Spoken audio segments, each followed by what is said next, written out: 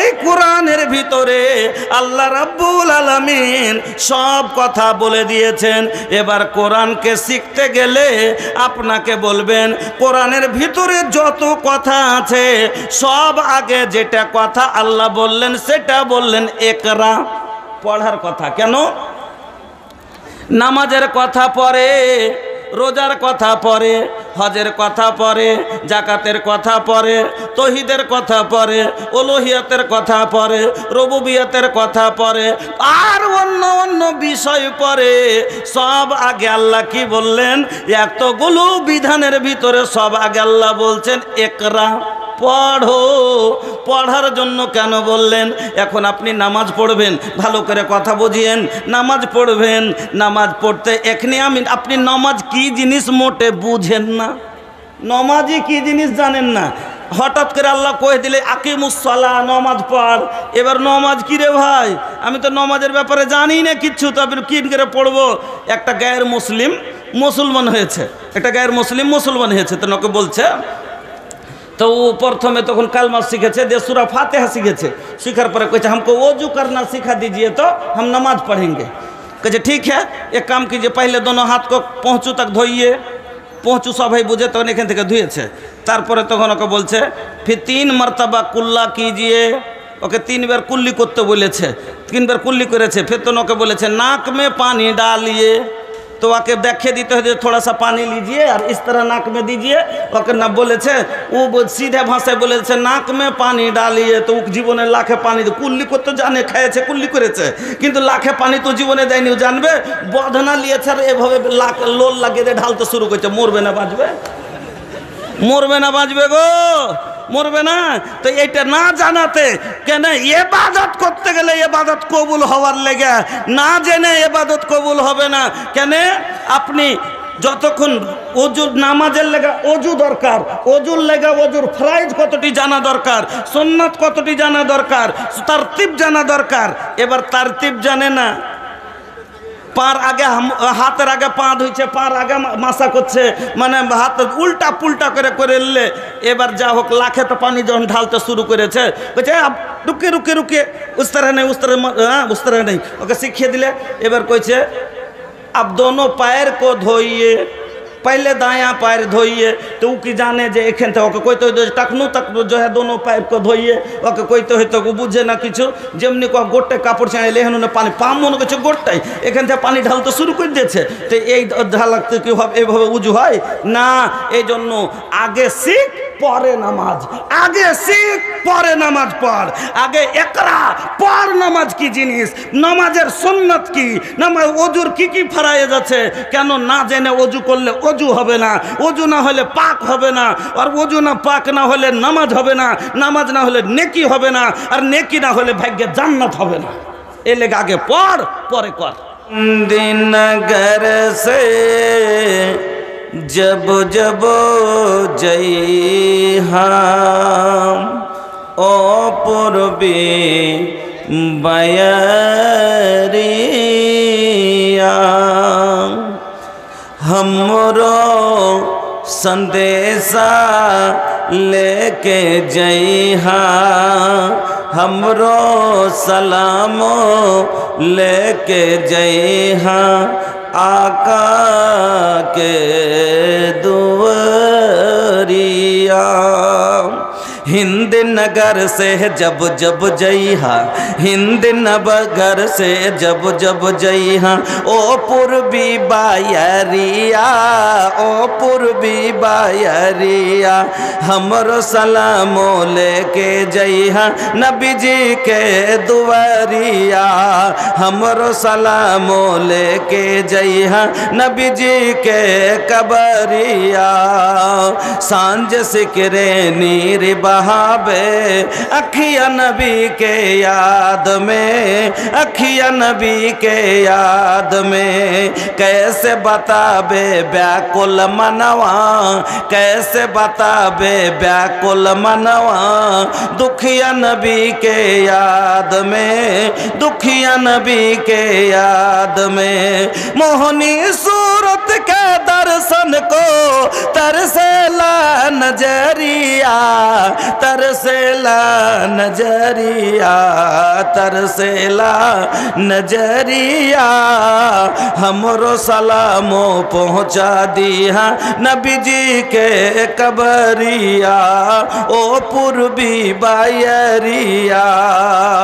जे सगरे मन के दीप जलहलन, काले कंबलिया ओढ़ के दीन के खातिर घूमत रहेलन, रब से नाता जोड़ के।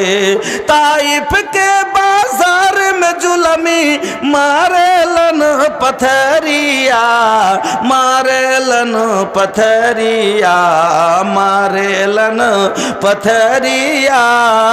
हमरो सलामो लेके जइहा ओ पूर्वी बायरिया, आका के कबरिया।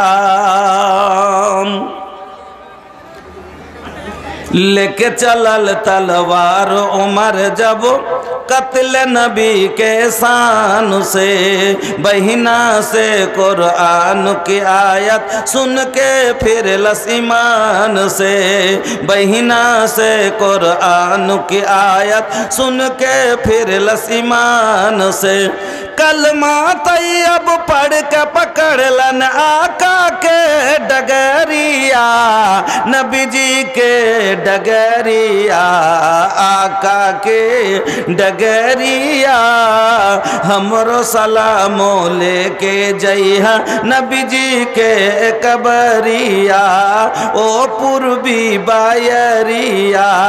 पलमा गेलन अर्श पे आका मौला के दरबार में, सिदरा पे जिब्रील कहत है जाना सकत उस पार में। नूर खुदा से जगमग जगमग चमकेला नगरिया, चमकेला नगरिया, चमकेला नगरिया।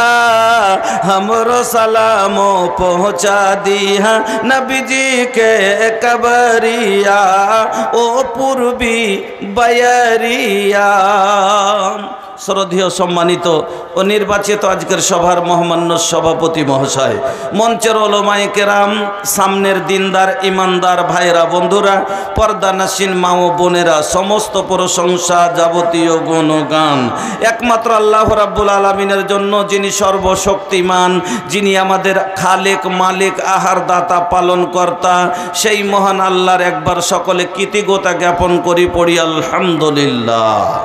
অতঃপর কুল কায়নাতের শিরামণি নবী মোহাম্মদ, নবী মাক্কি মাদানী মোহাম্মদুর রাসূলুল্লাহ সাল্লাল্লাহু আলাইহি ওয়াসাল্লামের প্রতি শত কোটি শান্তির ধারা অবতীর্ণ হোক। আল্লাহুম্মা সাল্লি ওয়া সাল্লিম ওয়া বারিক আলাইহি। উপস্থিত মুসলিম ভাই ও বোনেরা, এখনকার সময় মুক্তাজায়ে হাল যেটা, এটা হলো কালেকশনের মেন টাইম। এখন যদি আমি আপনাদের সম্মুখে একটা বিষয় নিয়ে 2 ঘন্টা বয়ান করি, মাদ্রাসার ভবিষ্যৎ নষ্ট হবে।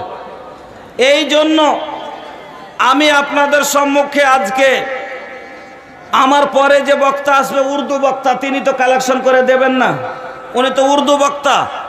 আমি আপনাদের সম্মুখে অল্প বক্তব্য রাখবো আজকে। আলহামদুলিল্লাহ, যথেষ্ট এলাকায় আমি বারবার আসতে আছি, আপনারা ফের ডাকেন, সময় দিয়েন, আলোচনা করবো ইনশাল্লাহ। তবে আজকে আমি আপনাদের সম্মুখে শিক্ষা সম্বন্ধে অল্প একটু আলোচনা করব। শিক্ষা, আসুন, প্রত্যেক মানুষের ওপরে শিক্ষা কেন মুসলিম নরনারীর ওপর আল্লাহ ফরজ করলেন, কথা কিছু বলবো, কিন্তু খুব দামি কথা বলবো, একটু লক্ষ্য করে শুনবেন বন্ধুরা আমার। শিক্ষা হলো 2 প্রকার, একটা হলো জেনারেল শিক্ষা, একটা হলো দ্বীনি শিক্ষা। জেনারেল শিক্ষা মানুষকে দুনিয়াতে সম্মান দেয়, আখেরাতে নয়। জেনারেল শিক্ষার তাল্লুক হলো দুনিয়া অবধি, আর যেটা দ্বীনি শিক্ষা এর তাল্লুক হলো দুনিয়া আখেরাত দুটোর সাথে। বুঝলেন? দুনিয়া তো সম্মান দেয়, আখেরাত তো সম্মান দেয়। জেনারেল শিক্ষাও মানুষের জন্য দরকার, আর দ্বীনি শিক্ষা মানুষের জন্য ফরজ।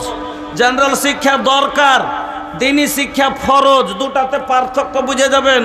জেনারেল শিক্ষা যদি একটা লোক হয়, অনেক লোকের জন্য অতি যথা হয়ে যায়, মানে অতি একটা লোকের শিখাতে অনেকের কাজ হয়ে যায়, কিন্তু দিনই শিক্ষা প্রত্যেক লোককে শিখতে হয় না, এক অপরের কাজ হয় না। কেমন করে আপনাকে বলছি, জেনারেল শিক্ষাও দরকার। জেনারেল শিক্ষা থেকে কি হয়? ডাক্তার হয়, ইঞ্জিনিয়ার হয়, মাস্টার হয়, ব্যারিস্টার হয়, জজ হয়, কালেক্টর হয়, বৈজ্ঞানিক হয়, দার্শনিক হয়, হয় কি হয় না? আপনি দেখেন, জেনারেল শিক্ষা যদি না থাকতো, ডাক্তার না হলে আজ চিকিৎসার জন্য প্রয়োজন পড়ছে না, পড়ে না? তাহলে চিকিৎসার বিনা মানুষের অসুবিধা হতো, তাহলে ডাক্তারের শিক্ষাও দরকার। ইঞ্জিনিয়ারিং না হলে আজ এত বড় বড় সমুদ্রের ওপরে পুলগুলো বনতো না, নদীর ওপরে পুলগুলো বনতো না, যোগাযোগ ছিন্ন হয়ে থাকতো। আপনার ভারত, আপনার ঝাড়খণ্ডের সাথে বাংলার, বাংলার সাথে বিহারের, বিহারের সাথে ঝাড়খণ্ডের সম্পর্ক ছিন্ন হয়ে থাকতো, যাতায়াতের মানুষের অসুবিধা হতো। এই জন্য জেনারেল শিক্ষাও দরকার। জেনারেল শিক্ষা যদি একটা লোক করে নেয়, ভালো করে কথাটি বুঝিয়েন, আপনার এলাকাতে একটা লোক মাত্র ইঞ্জিনিয়ার, এই একটা লোকে এলাকা গোটাই দেখে নিবে। যত ঘর করতে হয় ইঞ্জিনিয়ার লিয়ে মাইপে করেন, ও অতি একজনাতি করে দিবে। এলাকার যতগুলো ব্রিজ দরকার আছে ও নিজে বলে দিবে, একটাতি হয়ে যাবে।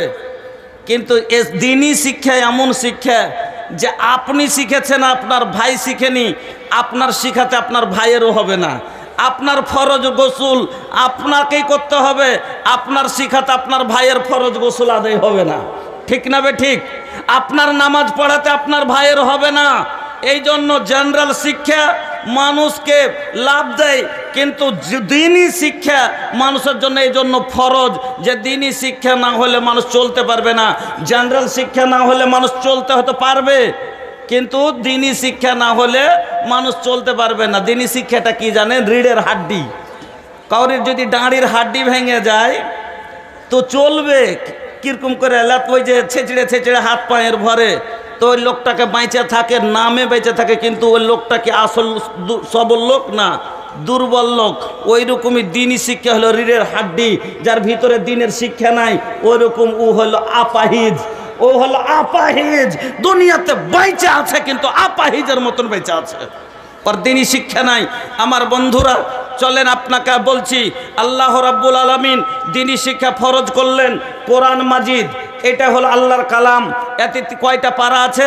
30টা। 30টা পারার ভিতরে কতটি সূরা আছে? 114টি। 114টি সূরার ভিতরে কতগুলো কথা আছে? ওয়াহাদানিয়াতের কথা আছে, উলুহিয়াতের কথা আছে, রুবুবিয়াতের কথা আছে, আসমায়ে সিফাতের কথা আছে, জায়েজের কথা আছে, কোনটা হারাম তার কথা আছে, মা বাপের খেদমতের কথা আছে, মা বাপের বিষয় সম্পত্তির ভাগের কথা আছে। অর্থাৎ একটা মানুষের মার পেট থেকে আসার পর থেকে নিয়ে কবরে যাওয়া পর্যন্ত যা লাগবে আল্লাহ রাব্বুল আলামিন এই কোরআনের ভিতরে সব দিয়েছেন। কোরআনের ভিতরে সব দিয়েছেন। আপনাকে একটা বোঝাবার জন্য কথা বলছি, ভালো করে বুঝবেন। কোরআন যখন পড়তে শুরু করবেন তখন কি দিয়ে, কি বলে পড়তে শুরু করেন? বিসমিল্লাহ। তো বিসমিল্লাহ বা দিয়ে শুরু হলো। যখন আপনি কোরআন পড়বেন তো বিসমিল্লাহির রহমানির রহিম, তো বা দিয়ে শুরু করলেন। কোরআন যখন শেষ হবে দেখবেন মিনাল জিন্নাতে ওয়ান নাস, কিসে শেষ হবে? সিনে। এবার বা আর স, বা আর সিনকে যদি এক করা, যোগ করা যায় তো কি হবে? বাস। কি হবে? বাস। এবার বুঝেন, একটা লোক খেতে বসেছে, একটা লোক খেতে বসেছে, এখনো তার পেট পূর্ণ হয়নি। প্রথমবার ভাত দিয়েছে, আবার দ্বিতীয়বার যদি ভাত দিতে আসে, লোকটা বাস বলবে না কি বলবে না? কখন বাস বলে? যখন তার তৃপ্তি হয়ে যায়, যখন আর ক্ষুধা থাকে না, যখন তার আর প্রয়োজন থাকে না। তারপরে যদি দিতে যায় তখন বলে বাস, আর দরকার নাই, বাস করো, বাস করো, আর দিও না। আল্লাহ রাব্বুল আলামিন বা দিয়ে শুরু করে সিন দিয়া শেষ করে বুঝাইয়ে দিলেন, বাস কোরআন শিখালে রে মানুষ, এ কোরআন জেনেলে কোরআনের ভিতরে তোর জীবনের যা প্রয়োজন আমি আল্লাহ সব কিছু কোরআনের ভিতরে দিয়ে দিয়েছি। বাস কোরআন শিখেলে সব পেয়ে যাবে। ও বন্ধুরে, কোরআনের ভিতরে ডাক্তারি, কোরআনের ভিতরে সায়েন্স, কোরআনের ভিতরে বিষের এলাজ, কোরআনের ভিতরে জিন ভূতের এলাজ, কোন জিনিসটা নাই? আল্লাহ রে আল্লাহ, এখন যদি বলতে যাই 2 ঘন্টা বক্তব্য করতে যাই তো লম্বা সময় লাগবে। কোরআনটা হলো ওয়াসেফাউল্লিন নাস। আল্লাহ বলছেন ওয়াসেফাউল্লিন নাস, মানুষের জন্য কোরআনের ভিতরে কি আছে? শেফা আছে, আছে না নাই? এখন একটা লোককে সাপে কামড়ে লেগে ওষুধের দরকার আছে না নাই? আছে না নাই? তোকে কি করতে হয়? পূর্ণে নিয়ে যাই, পূর্ণে নিয়ে যাবো। আপনারা দেখেন আপনাদের পাকুড় নিয়ে গেলেন, তারপরে বিষের ইঞ্জেকশন মারে, তবে তারপরে ওকে বিষ করা যায়। কোরআনের ভিতরে আল্লাহ এমন একটা সূরা দিয়েছে, আপনারা সবাই জানেন, সূরাতুল ফাতিহা। এই সূরার নাম তাফসিরে বাইজাবিতে 14টা পড়েছি। সূরা ওয়াফিয়া, সূরা কাফিয়া, সূরাতুস সেফা, সূরাতুদ দুয়া, সূরাতুস শুকর, সূরাতুল হামদ, এইভাবে। তবে এই সূরাটা সাবুল মাসানি আপনার সূরা ফাতিহা যদি পড়ে বিষ নামিয়ে দেয়, এই সূরাতে আপনার ওই ওষুধ এই সূরার ভিতরে আল্লাহ দিয়ে দিয়েছে। বিষ নেমে স্পষ্ট হাদিস থেকে দলিল আছে, নেমেছে এতে থেকে বিষ হয়েছে, নেমে গেছে। এখনকার বর্তমানের কবিরাজ, ওরে সুবহানাল্লাহ, আমি একদিন দেখছি বিষ নামাইতে দেখেছি, আল্লাহু আকবার, মুখে জুতা মারা যাবে। কোরআনের এমন মানুষ অশিক্ষিত এখনো থাকার কারণে মানুষ এমন এমন ভুল করে যাচ্ছে। এই শিক্ষা না থাকার কারণে একটা বিষ নামায় একটা দোয়া হলো সূরা ফাতিহা, আর একটা দোয়া আমি শুনেছি কয়দিন ইয়াতে আমাদের ওদিকে একটা পরিবেশ দোয়া পড়ছিল, কি জানেন? কইছে দুধ দিলাম, চিনি দিলাম, আরো দিলাম লাউয়া। রে লাউয়া বুঝেন মানে ধানের খই। ওর দোয়া কত সুন্দর, মুখে জুতা মারো খালি এরকম পরিবেশের। হ্যাঁ, ও এইটা দোয়া পড়ে বিষ নামাইছে, আমি নিজের চোখে দেখেছি। কি বলছে? দুধ দিলাম, চিনি দিলাম, আরো দিলাম লাউয়া। রে বিষ নামিলো রে দুধের পৈখরে। আল্লাহ রাব্বুল আলামিন বলেন, এই সূরার ভিতরে আমি আল্লাহ এমন একটা গুণ দিয়েছি, 100 ওষুধ তোমার এই সূরার ভিতরে পাওয়া যাবে। নজরে লেগে গেছে, ও তোমার জিন ভূতে পেরেশান করছে, যাস না কোরবাজের কাছে, যাস না ওঝার কাছে, আমি আল্লাহ সূরা নাস আর ফালাক দিয়ে দিয়েছি, এখান থেকে চিকিৎসা করেলে। আমার বন্ধুরা, আল্লাহ কি বললেন আগে? একরা। সব এবাদতের আগে একরা, পড়ো তারপরে করো। এবার আপনি নামাজটা নিলেন, এবার আসেন, আমি রোজা কি জিনিস জানি না, এক এক করে বয়ান করতে গেলে অনেক সময় লাগবে, শর্টে বলে যাচ্ছি।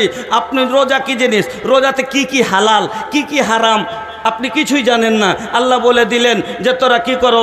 আল্লাহ বললে ওয়াতিমুসসিয়ামা ইলাল্লাইল, তোমরা রাত তক রোজা রাখো। এবার রোজা রাত তক রাখতে হবে, রাতের কতখানি তক রাখবো? এসার তক রাখবো না 12টা তক রাখবো? এবার আমি কিছু জানি না, রোজার অবস্থাতে কি কি হালাল কি কি হারাম আমি জানি, খেতে হবে না। কিন্তু আমি যদি না জানতাম, আমার বউ, আমি জানি যে আমার কিনা বউ স্ত্রী আমার হালাল, রোজার অবস্থাতে এটা তো খাওয়ার জিনিস লয়, খাওয়ার জিনিস আল্লাহ হারাম করেছে। না জানলে পরে রোজা হতো কি হতো না। তার লাগে আল্লাহ বললেন আগে শিখ পরে কর। যে কোনো এবাদত না জেনে করতে গেলে, এবার নাসে ইনজেকশন করতে দিয়ে যদি জীবনে ইনজেকশন করেনি, একটা লোক মোটরসাইকেলে যাচ্ছিল আর রোডে গাদ্দাম করে পড়ে গেছে, ইয়াতে রোডে ইয়াতে পাথরে উজট খেয়ে, তোর হাঁটুটাতে লেগেছে, যে ফুলে গেছে। তো ডাক্তারের কাছে গেছে, তো ডাক্তারের কাছে গেছে, যে কইছে डॉक्टर साहब मेरा पैर में चोट लग गया है, दवाई दीजिए। तो ওকে একটা মহলম দিয়েছে, আর দিয়ে তখন বলেছে जहाँ पे गिरे हो वहाँ पे लगाना, जहाँ पे गिरे हो वहाँ पे लगाना। तो वो शिक्षित तो लोग हले, पढ़ा लेखा हले बुझे लेबे जे हाँटुर भरे पड़े तो हाँटुते लगाते হবে, केहिनेते जहाँ पे केहिनेते पड़ेছি तो केहिनेते লাগাইতে হবে। ই বোকা পড়া লেখা হলে তো বুঝবে। মনে করছে যেখানে পড়েছি ওইখানে লাগাইতে কয়েছে। এবার সান পহত মহলম লিছে আর ওই পাথরটাতে লাগাইছে। এবার তার 3 दिन भर ব্যথাতে পা ফুলে গেছে।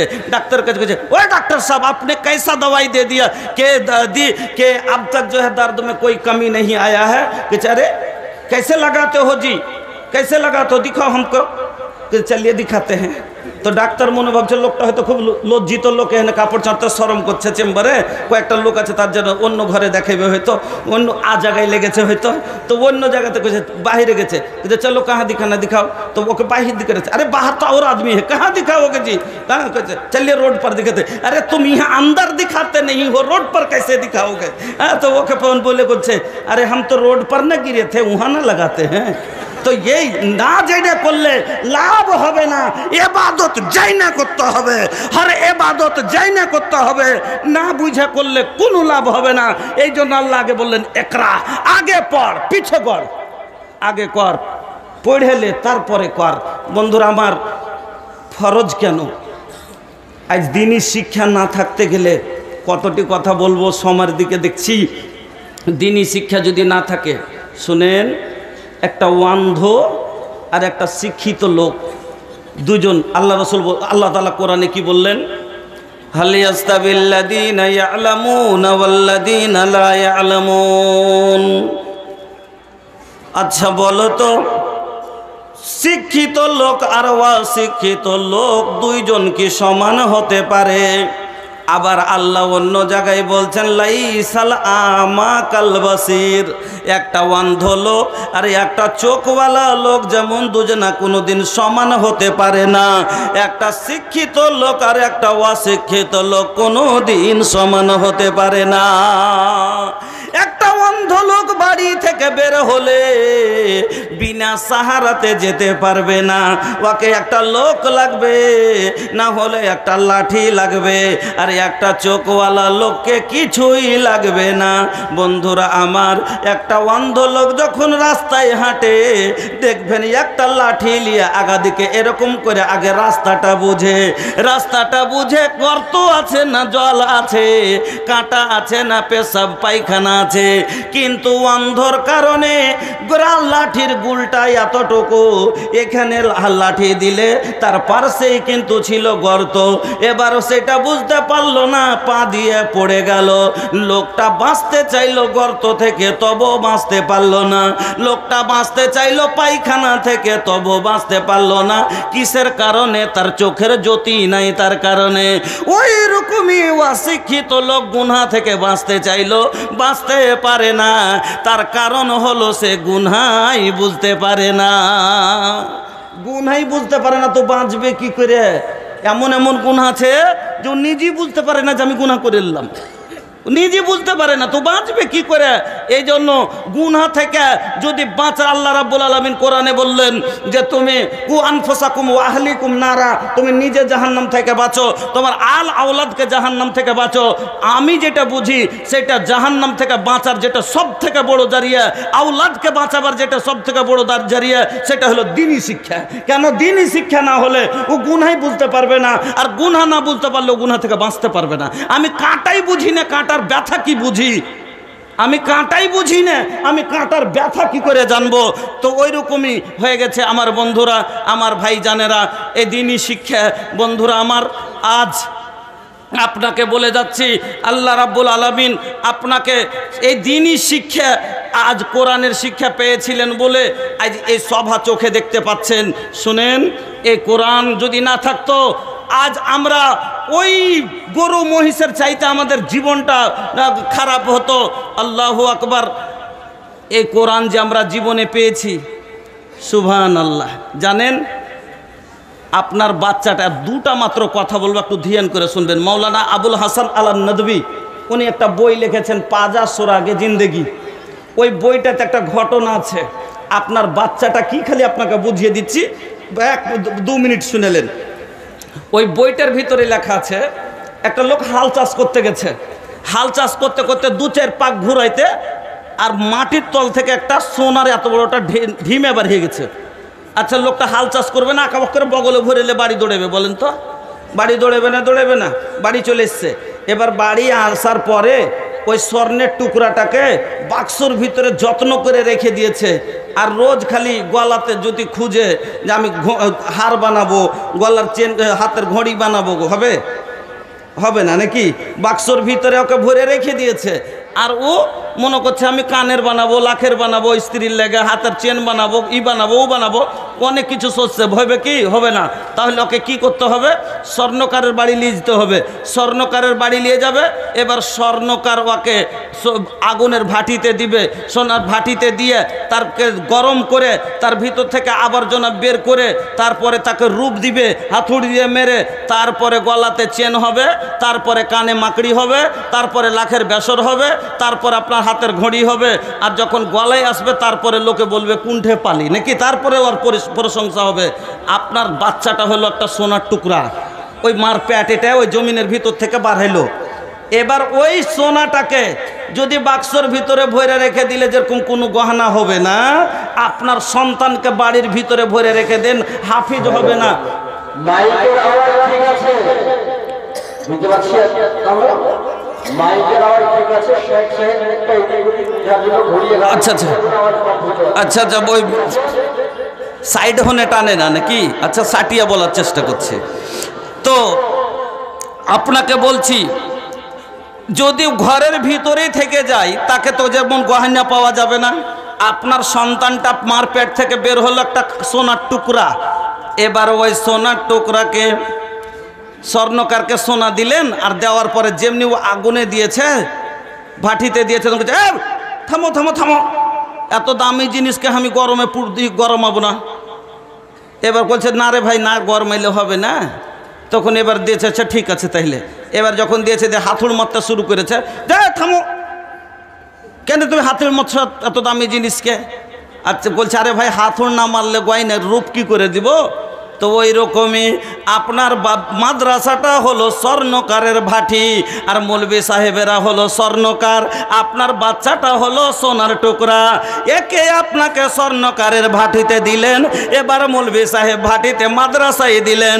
আর যদি চিন্তা করেন আমার বাচ্চাকে কষ্ট হতে দিব না, আমার বাচ্চাকে আমি গরম সহ্য করতে দিব না, আর আপনার বাচ্চাকে মারতে দিব না, তাইলে জীবনে কোনো দিন যেমন হাতুড় না মারলে গয়নার রূপ হবে না, আপনার বাচ্চার পিঠে ছড়ি না পড়লে আপনার বাচ্চা ভালো শিক্ষিত হবে না। একটা ছোঁড়া গেছে এত বদমাস, খালি মাদ্রাসায় যাইছে যে ওর চাপ্পাল টেনে ফেল দিচ্ছে, কার চটিটা, কার বই ছিঁড়ে দিচ্ছে, কার কলম লুকিয়ে দিচ্ছে। মৌলবি সাহেব তো ওকে 2 থাপ্পড় মেরেছে। এই এতক্ষণে বদমাসি করছিস রে? এই ছোঁড়া কানতে কানতে গেছে, কি হইল তোর রে? না তো মৌলবি মারলে। কিছু কেনে তোকে মৌলবি মারবে? এমনি মারলে। ও কহে না, ও তো নিজের ভুলটা বলবে না যে আমি এরকম বই ছিঁড়েছি তার লেগে মেরেছে। এবার কিছু, আচ্ছা ঠিক আছে থাম, তোর বাপকে আসতে দে, মৌলবির খবর লিছি। এবার ওর বাপ এসছে, তোর কিছু, আজি জানো ছোঁড়াকে কি করে মাইরে আর পিঠখানে দাগ বসিয়ে দিয়েছে দেখো তো। এবার ও রাইগে ঝেগে চলে গেছে, যে কইছে মুলি সাহেব, মুলি সাহেব আপনাকে ছেলে মারতে দিয়েছি না পড়াইতে দিয়েছি? এই ছেলে জীবনে মানুষ হবে? আদরের বাদর হবে? কেন বাপের লাই পেয়েছে, মার লাই পেয়েছে। কখন ছেলে মানুষ হয়ে যাবে? প্রথমে যখনই বাচ্চাটা গেছে তখনই ওকে বলতে হতো, যখনই যে কানতে কানতে বলল মৌলবি মেরেছে, হ্যাঁ হ্যাঁ মৌলবির তোর উপরে দুশ্মনী আছে, তো মৌলবির তুই বুকের ভাত কেড়ে খেয়েছিস যে তোকে মৌলবি মারতে যাবে, এর মানে তুই কিছু করেছিস তার লেগে তোকে মেরেছে। হাঁট না তো তোকে দিব 2টা টেনে চড় দে, তোর কান লাল করে দিব তোর। হাঁটলি তুই মাদ্রাসা, তুই ঢং বানিয়ে এসেছিস তুই যেখানে মৌলবি হকে মেরেছে। যদি এই সময়তে মা একটা থাপ্পড় দিয়ে ঘুরিয়ে দিত, জীবনে এই ছেলে ভয়ে আর কাউরি চাপ্পাল ছিঁড়তে যেত না, বই ছিঁড়তে যেত না, বাবার লাই পেত না, এই ছেলে মানুষ হয়ে যেত। শোনেন আপনাকে বলছি, শায়ের বলছে हर रिजवानी कालल अदाबे फिस्से गारे कई माता किर्रा बेहिम आईना का फिल के बारे व इन्ना मसलुल अदाबे तजमाउहा फी वनफु अनिस्सबा कन्नक से फिल हजारे। বাচ্চাকে যদি বড় হয়ে চোখের জ্যোতি করতে চান, চোখের আলো বানাইতে চান, ছোট্ট বয়সে তাকে আদব দেন। কেন? পাথরের লেখা যেমন কোনোদিন মিটে না, ছোট্টর দেওয়া অভ্যাস কোনোদিন ছুটে না, ছোট্ট দেওয়া অভ্যাস কোনোদিন ছুটে না। আর এই অভ্যাসটা স্কুল কলেজে দেয় না, অভ্যাসটা দেয় কোথায়?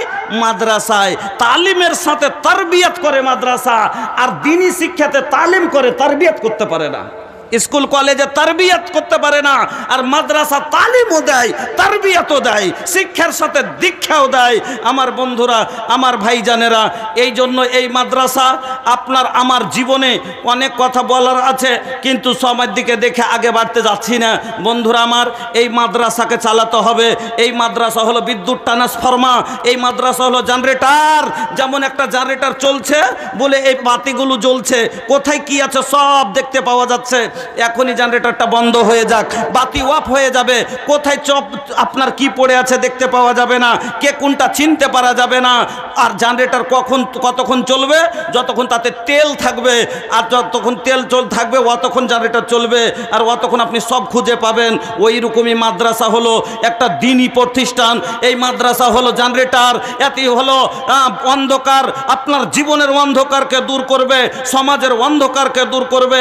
আর এই মাদ্রাসা অতক্ষণ চলবে যতক্ষণ আপনার মাদ্রাসাতে আপনার টাকা থাকবে, আপনার অবদান থাকবে, আর এখানে শরীয়তের বল জ্বলবে। এলাকার বাচ্চিরা, এলাকার মায়েরা এখান থেকে সব শিক্ষিত হয়ে যাবে, এলাকার ছেলেরা শিক্ষিত হবে, সব বাড়তে কোরআনের বল জ্বলবে, আলো জ্বলবে। আর ইনশাআল্লাহ যেখানে কোরআনের আলো ঢুকে যাবে সেখানে জেহালাতের অন্ধকার থাকতে পারে না, ওখানে জেহালাতের অন্ধকার থাকতে পারে না। এই জন্য ভাই, ইসলামের আলো ঘরে ঘরে জ্বালো, প্রত্যেক ঘরে শরীয়তের আলো জ্বালাতে হবে। এই জন্য আমি বলবো প্রত্যেকটা মা ভাইজান, মা বোন, সবাইকে আমি বলবো এই মাদ্রাসাকে, আমি যেদিন 2010-এ আমি প্রথম স্টেজে বসি, সেই দিন থেকে আমি একটা নিয়ত করেছিলাম যে আমি তৈরি করব দিনের মিম্বার। সব জিনিসের মিম্বার হয়, অ্যাসেম্বলির মিম্বার, পার্লামেন্টের মিম্বার, প্রধানের মিম্বার, আর কত রকমের মিম্বার, এমনকি মাদ্রাসার মিম্বার। তাহলে রাসূলের মিম্বার কেন হবে না? দিনের মিম্বার কেন হবে না? শরীয়তের মিম্বার। আমি প্রত্যেক জায়গাতে আলহামদুলিল্লাহ সেদিন থেকে কোরআনের মিম্বার শুরু করেছিলাম বানাইতে। এই কোরআন, যেই কোরআনের জন্য বন্ধুরা আমার আজ কোরআন পেয়েছি বলে এটা একটা নিয়ামত পেয়েছি, পড়েন আলহামদুলিল্লাহ। কোরআন যদি না পেতাম আজ অন্ধকার জীবনে আলো পেতাম না, জান্নাতের আশা পেতাম না, আল্লাহকে চিনতে পারতাম না, রাসূলকে চিনতে পারতাম না, গুনাহ বুঝতে পারতাম না, জাহান্নামে যেতাম। আলহামদুলিল্লাহ পড়েন, আল্লাহ জান্নাতে যাওয়ার জন্য আপনাকে আমাকে তৈরি করেছে, আর আমরা আল্লাহকে চিনতে পেরেছি, কোরআনের হেদায়েত পেয়েছি, আল্লাহর রহনুমাই পেয়েছি, যার কারণে আজ আমরা মুসলিম। আমার বন্ধুরা, তবে এই কোরআন এমনি আসেনি, এই কোরআন আপনার কাছে আমার কাছে আসতে জানেন আমরা কোরআনের জন্য কি করলাম, কতটুকু খেটেছি। এই কোরআন আপনার কাছে আমার কাছে পৌঁছাইতে আমার রাসূলের মুখের দাঁত পর্যন্ত কেড়ে নিয়েছে। এই কোরআন যখন আমার নবী প্রচার করতে শুরু করলেন, কষ্টে বুক ফেটে যাচ্ছে। মক্কার জালিমেরা এসে নবীকে প্রলোভন দিল, ও মুহাম্মদ, তুমি যদি চাও দাওলাত নিয়ে নাও, কোরআন প্রচার করা ছেড়ে দাও, তুমি বাদশা হতে চাও বাদশা করে নিব, সুন্দর রমণী চাও দিয়ে দিব, কিন্তু কোরআনের প্রচার করা ছেড়ে দাও।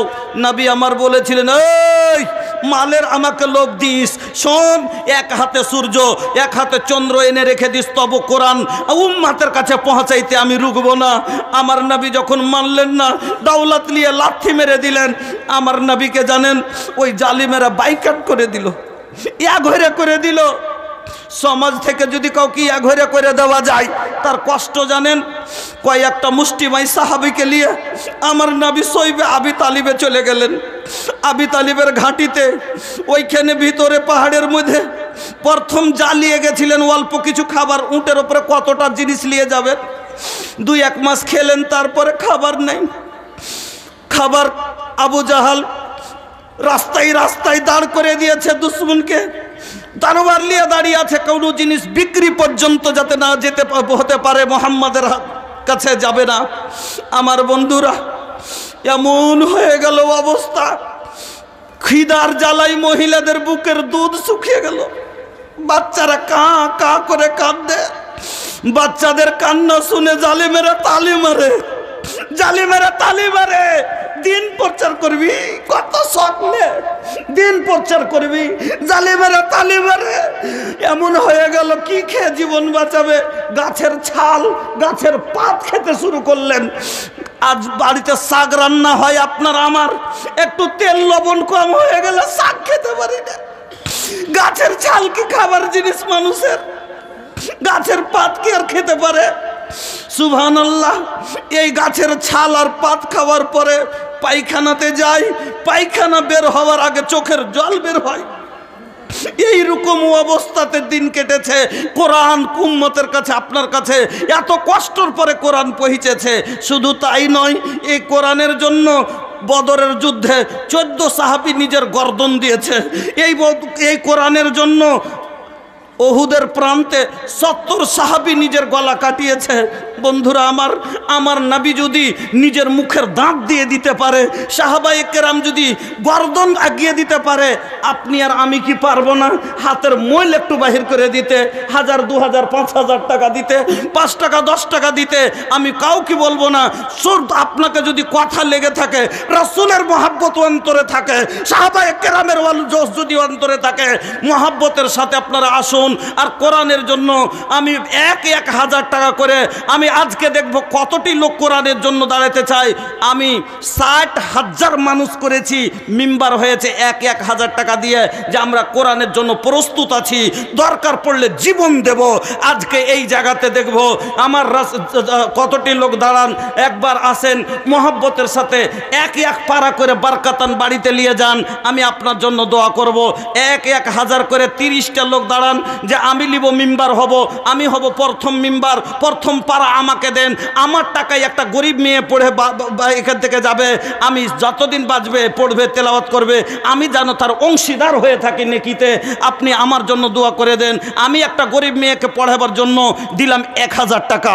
উঠে আসুন ভাই, মহব্বতের সাথে সময়কে বাঁচান, কারণ সময় বাঁচলে, আমি মনে করে এসেছিলাম যে 2 দিনের জালসা, কালকে আপনারা টাকা ঢেলে দিয়েছেন, আজকে 2 ঘন্টা বক্তব্য করব, কোনো বিষয় নিয়ে আলোচনা করব।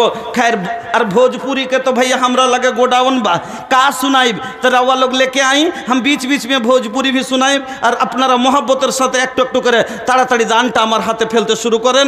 आल्लाहर वास्ते कोरआन के बुकेर भितरे मोहब्बतेर भालोबासा দিয়ে আঁকড়ে রাখেন, রাসূলের ভালোবাসা দেখান। আলহামদুলিল্লাহ। আমার ভাইজান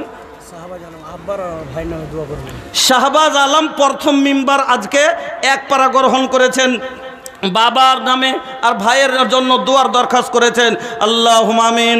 ইলাহুল আলামিন, তোমার বান্দা আল্লাহ গো 2 জন ভাইয়ের, শাহবাজ আলমের বাবা এবং ভাই আল্লাহ জানি না কি হালাতে আছে, মাবুদ গো 1000 টাকা দিয়ে আল্লাহ দোয়ার দরখাস্ত করেছে। মাবুদ গো তুমি কবুল করে নাও, সুখের জীবন দান করো গো আল্লাহ। 2 নাম্বার মিম্বার হয়ে গেল। আল্লাহ তোমার বান্দা নাম বললো না, 2000 টাকা দিয়ে গেলেন। আল্লাহ তুমি এই দানকে কবুল করো, সুখের জীবন দান করো, হায়াতকে দারাজ করো।